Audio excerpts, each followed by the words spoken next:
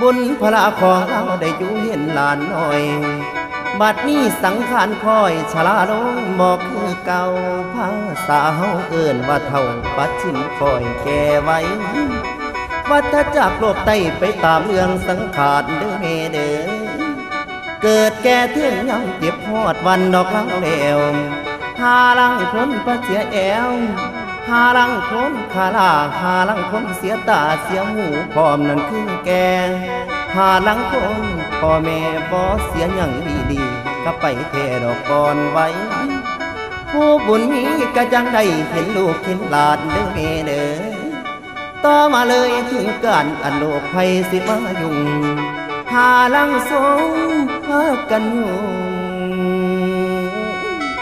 แต่ยามตอนพอนั้นป่วยลูกเต็มบ้านยั่วหลานเต็มบ้านยั่ว